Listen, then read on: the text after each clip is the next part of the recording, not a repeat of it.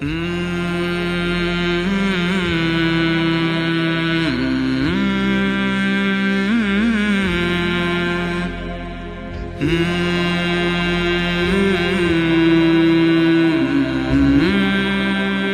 علیکم ورحمۃ اللہ وبرکاتہ۔ الحمد للہ رب العالمین والصلاة والسلام علی سیدنا و مولانا محمد وعلی آلہ واصحابہ اجمعین، اما بعد۔ فقال اللہ سبحانہ وتعالی شہر رمضان الذی انزل فیہ القرآن هدى للناس وبينات من الهدى والفرقان من شهد منكم الشهر فليصم۔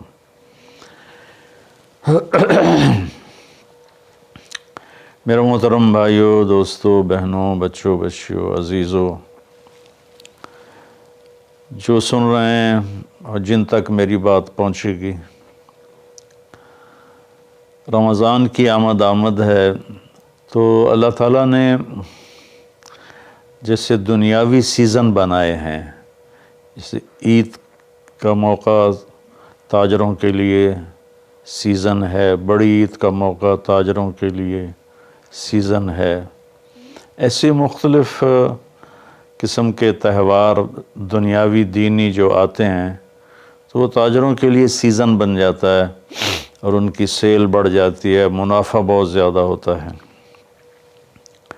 تو اسی طرح اللہ تعالیٰ نے بخشش کے بھی سیزن بنائے ہیں، جس میں سب سے بڑا سیزن وہ رمضان المبارک کا مہینہ ہے۔ اللہ تعالیٰ نے اس میں روزے کو فرض کیا۔ یا ایھا الذین آمنوا، اے ایمان والو، کتب علیکم الصیام، تم پہ روزے فرض کیے گئے ہیں۔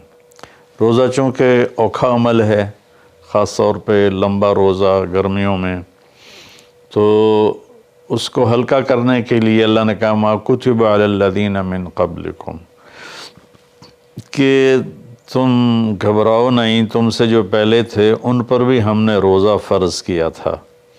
اور میں تھوڑی وضاحت کر دوں، ان کا روزہ ہم سے بہت مشکل تھا۔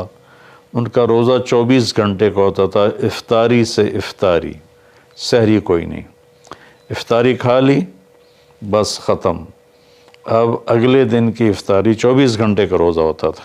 تو اس لیے اللہ نے کہا کما کتب علی الذین من قبلکم، کہ تم سے پہلوں پر بھی روزہ تھا لیکن وہ ہم نے ایسا رکھا تھا، آپ کے لیے یہ آسانی والا رکھا ہے کہ آپ کے لیے ساری رات کھانا پینا بیوی حلال ہے۔ پھر آگے یہ خوشخبری سنائی لعلکم تتقون، کہ اللہ کی طرف سے جب لعل ہوتا ہے تو وہ یقین کے معنی میں ہوتا ہے، انسان کی طرف سے جب لعل ہوتا ہے تو شک کے معنی میں ہوتا ہے۔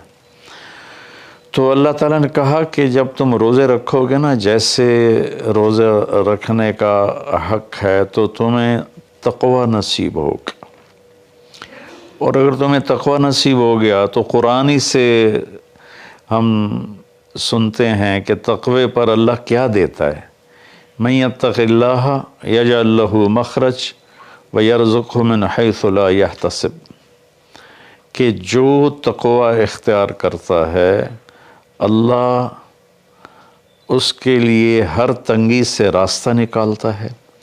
جیسے آج کل کی ٹینشنیں اور بے شمار قسم کے ڈپریشن اور ایک دنیا کی دوڑ نے ہماری لائف کوالٹی بہت خراب کر دی ہے، چیزیں بڑی اعلیٰ ہو گئی ہیں، سواریاں بڑی اعلیٰ ہیں، لیکن لائف اٹ سیلف کوالٹی اس کی بڑی پور ہو گئی ہے، بہت خراب ہو گئی ہے۔ تو اللہ تعالیٰ فرماتا ہے کہ من یتق اللہ یجعل لہ مخرج، تو جب کہیں اس پر تنگی آئے گی ذہنی یا ظاہری یا باطنی، تو اللہ اس کو راستہ دکھائے گا، اللہ ہاتھ پکڑ کے اس کو اس مشکل سے نکال کے باہر کھڑا کر دے گا۔ وَيَرْزُقْهُ مِنْ حَيْثُ لَا يَحْتَسِبْ، اور اسے وہاں سے رزق دے گا جہاں سے اس کو وہم و گمان بھی نہیں ہوگا۔ تو حضرت مقداد رضی اللہ تعالیٰ عنہ پیشاب کرنے بیٹھے، فاقے سے بے حال تھے، ایک چوہا اپنی بل سے نکل اور 1 دینار اس نے باہر رکھا، پھر 2، پھر 3، پھر 4، یہاں تک کہ 19 دینار اس نے اپنی بل سے نکال کر ان کے سامنے رکھ دیے۔ وہ بڑے حیران پریشان ہوئے، یہ کیا ہوا؟ انہوں نے وہ استنجے سے فارغ ہو کر وہ اٹھائے اور اللہ کے نبی کے پاس لے کر آئے، یا رسول اللہ یہ میں پیشاب کرنے بیٹھا ہوں اور چوہے نے یہ 19 دینار میرے آگے رکھ دیے۔ تو آپ نے فرمایا رزق ساقہ اللہ علیک، یہ اللہ کی طرف سے تیرے لیے رزق کا سامان بنا ہے۔ پھر آپ نے یہ آیت پڑھی، من یتق اللہ یجعل لہ مخرج ویرزقہ من حیث لا یحتسب، جو تقوی اختیار کرتا ہے اللہ ہر تنگی سے راستہ دکھاتا ہے اور وہاں سے رزق دیتا ہے جہاں سے وہم و گمان بھی نہ ہو۔ اور اللہ کے دینے کے تو بے شمار راستے ہیں، اللہ کے دینے کے لامحدود راستے ہیں۔ تو پیسہ نہیں ہوگا تو کام کیسے بنے گا، کاروبار نہیں چلے گا تو روٹی کہاں سے کھائیں گے، وہ اللہ نے اپنے ذمے لیا ہوا ہے۔ ہماری ذمہ ہے کہ ہم سبب اختیار کریں اور تقوی اختیار کریں، رزق اللہ وہاں سے دے گا جہاں سے وہم و گمان بھی نہیں۔ تو تقوی پر من یتق اللہ یجعل لہ من امرہ یسرا۔ پھر دوسری اللہ تعالیٰ خوشخبری یہ سناتے ہیں کہ جو تقوی اختیار کرتا ہے نا، اللہ اس کے کاموں کو آسان کر دیتا ہے۔ اوروں کے لیے وہی کام مشکلات میں گھرا ہوتا ہے اور اس کے لیے مکھن سے بال کے نکلنے کی طرح اللہ اسے آسان فرما دیتا ہے۔ تیسرا تقوی کی جو فائدہ اللہ بتاتے ہیں، من یتق اللہ یکفر عنہ سیئاتہ ویعظم لہ اجرا، جو تقوی اختیار کرتا ہے وہ کوئی یہ نہیں کہ اس سے گناہ نہیں ہوتا، اس سے بھی گناہ ہوتا ہے۔ ہمارے ہاں یہ بڑا عجب تصور ہے کہ اگر کسی نے داڑھی رکھ لی، تبلیغ میں چلا گیا یا عالم بن گیا، بس اس سے تو کوئی گناہ ہونا ہی نہیں چاہیے اور ہم جو مرضی کرتے پھریں، ہمیں تو کوئی پوچھ نہیں، ہم دنیا دار ہیں۔ تو یہ بڑی گمراہی ہے۔ سوائے نبیوں کے کوئی بشر خطا سے پاک نہیں ہے، چاہے وہ کتنا ہی بڑے مرتبے والا ہو۔ خطا ہر انسان کے ساتھ لگی ہوئی، بلکہ وہ انسان ہی نہیں جس سے خطا نہ ہوتی ہو۔ تو اللہ تعالیٰ کہتا ہے یکفر عنہ سیئات، جو تقوی اختیار کرتے ہیں وہ اپنے گناہوں پہ نادم ہوتے ہیں، توبہ کرتے ہیں، تو اللہ تعالیٰ کہتا ہے ہم ان کے گناہوں کو مٹا دیتے ہیں۔ معاف کرنا نہیں کہا، یکفر مٹا دینا، ایسا مٹا دیتے ہیں جیسے زمیندار زمین میں بیج کو ڈالتا ہے اور وہ بیج میں اس کو زمین میں چھپاتا ہے اور پھر وہ بیج فنا ہو جاتا ہے اور اس سے ایک نیا پودا نکل آتا ہے، ایک نئی جان نکل آتی ہے۔ ایسے اللہ تعالیٰ فرماتے ہیں، یہ نہیں کہا کہ یغفر لہو، اللہ تعالیٰ فرماتے ہیں یغفر کا مطلب ہوتا ہے چھپا دینا، اور یکفر کا مطلب ہوتا ہے صفائی کر دینا، مٹا دینا۔ اللہ ان کے گناہوں کو مٹا دیتا ہے کہ یہ جو کرامن کاتبین لکھ رہے ہیں نا، وہ ان کی کاپیوں سے بھی غائب کر دیتا ہے۔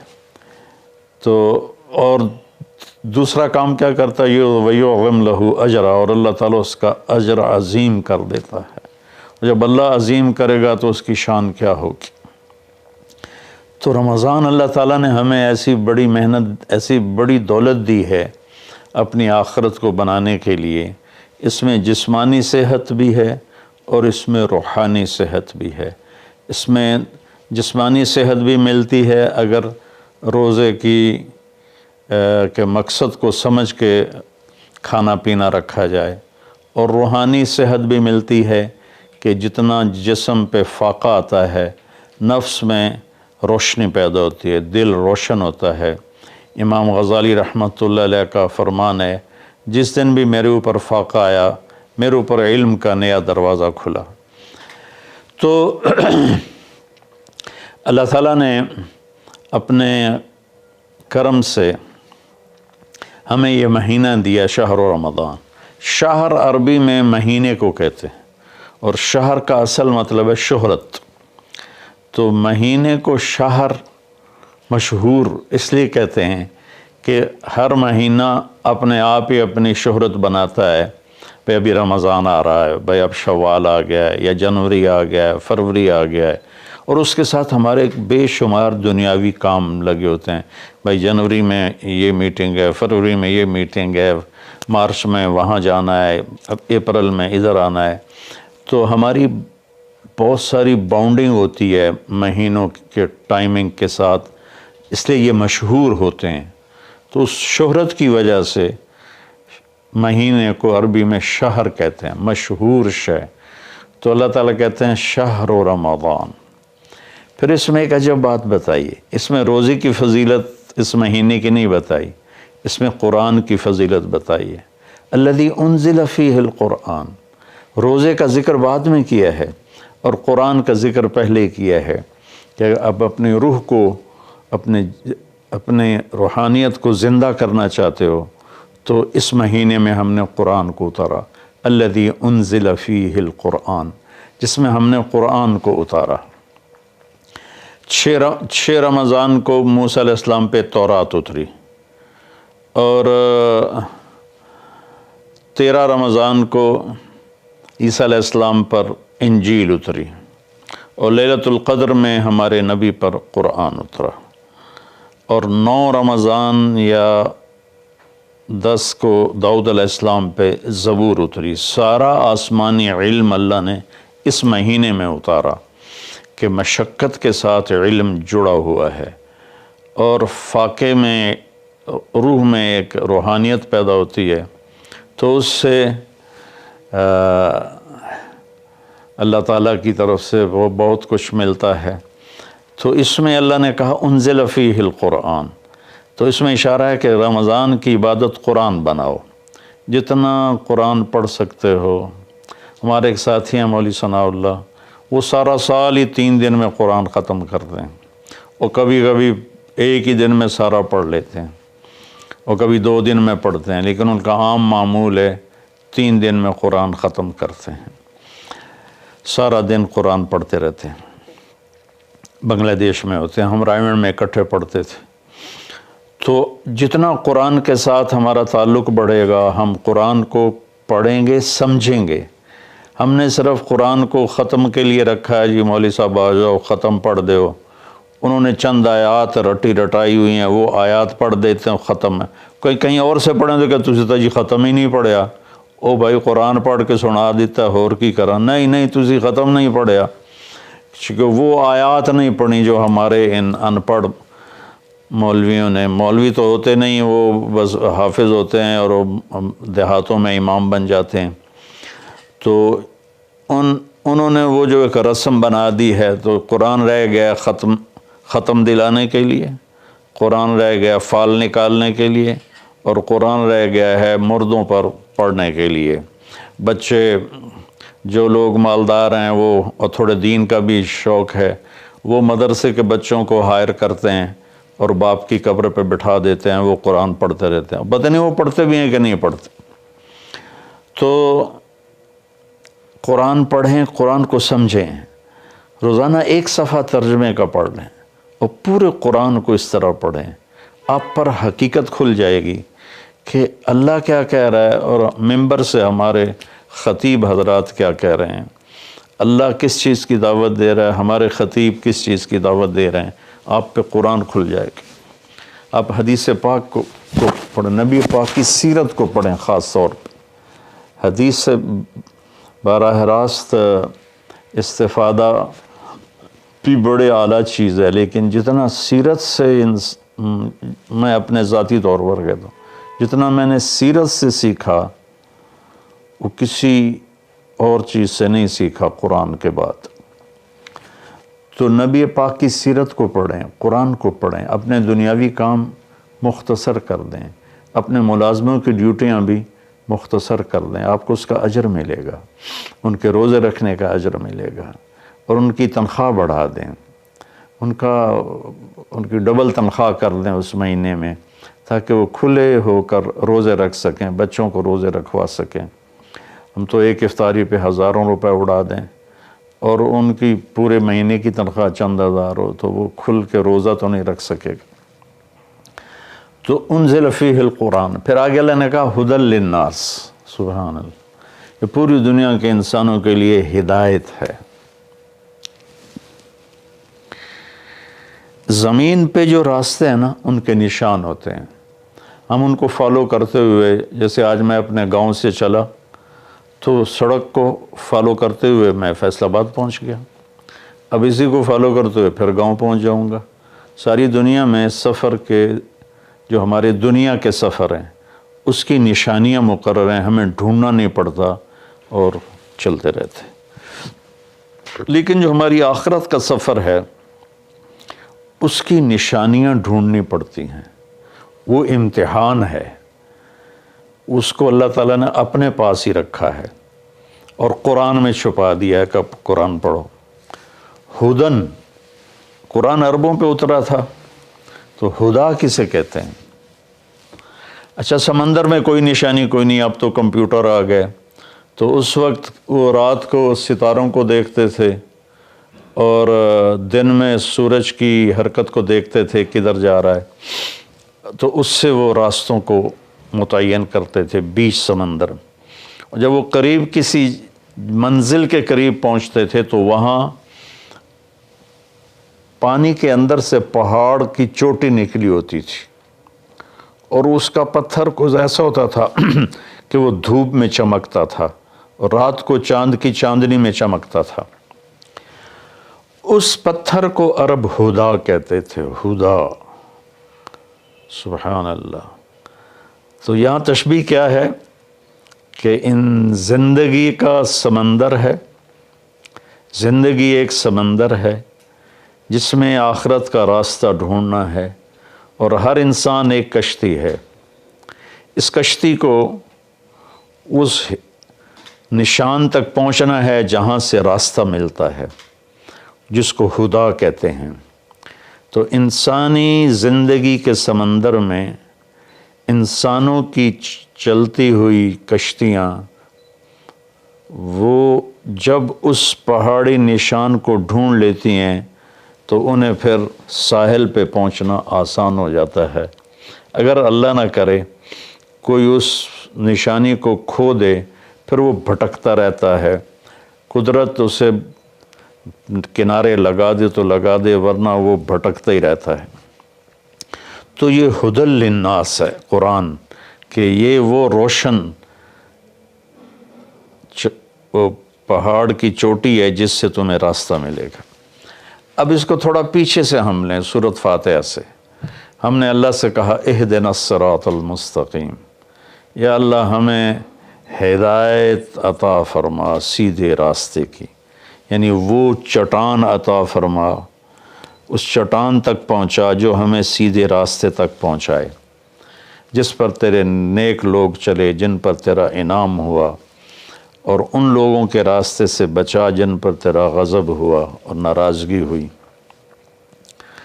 تو جب ہم نے یہ دعا مانگی اللہ سے تو اللہ نے ہماری دعا کو قبول کیا اور قرآن اتار کر کہا الف لام میم ذالک الکتاب لا ریب فیہ ھدی للمتقین، یہ کتاب ہے جو ہر قسم کے شک و شبہ سے بالا تر ہے اور یہ متقین کے لیے ہدایت ہے۔ یہاں کا ھدی للناس ساری دنیا کے انسانوں کے لیے ہدایت ہے، یعنی اگر ڈھونڈنا چاہو اس چٹان کو جو تمہیں منزل تک پہنچائے، اس خوبصورت چیز کو جو تمہیں اللہ تک پہنچائے، تو وہ قرآن ہے، ذالک الکتاب لا ریب فیہ۔ اور خاص طور پر جو تقوی اختیار کرے گا اسے اس قرآن سے راستہ ملے گا، وہ اس کو پہچان کر چلتے چلتے چلتے چلتے اللہ اس کے رسول کے دربار میں کامیابی سے پہنچ جائے گا۔ تو ہمارے بر صغیر میں قرآن کے ساتھ اٹیچمنٹ کوئی نہیں۔ یہ مختلف بزرگوں کی کتابیں لکھی پڑھی ہیں، ان کی سیرت، لکھنے والا کون ہے، اس میں جو واقعہ ہے وہ کہاں سے نقل کیا ہے، اس کی کوئی سند نہیں۔ ایک بزرگ تھے، وہ 25 سال جنگلوں میں خاک چھانتے رہے، سرے سے شریعت نبوی کے خلاف واقعہ ہے کہ میرے نبی نے رہبانیت نہیں سکھائی، اور ان کی شان بیان کرنے میں یہ واقعہ میں نے بھی پڑھا کہ 25 سال جنگلوں کی خاک چھانی، شہر میں ہی نہیں گئے، تو یہ تو عیسائی راہبوں سے بھی بڑھ گئے۔ لا رہبانیت فی الاسلام، اسلام میں کوئی رہبانیت نہیں، تو ان قصوں کی نہ کوئی سند ہے، نہ کوئی دلیل ہے، نہ مصنف کی حیثیت کا پتہ ہے، تو ہم قصے کہانیوں میں گم ہیں اور بس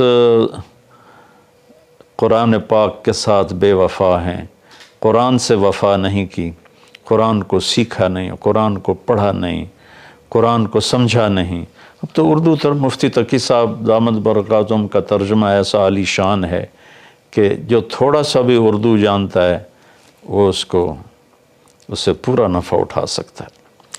تو ہدی للناس وبینات من الہدی والفرقان، یہ پہلے ہدا پھر ہدا تاکید کے لیے کہ یہ پوری دنیا کے انسانوں کے لیے ہدایت کا پیغام ہے۔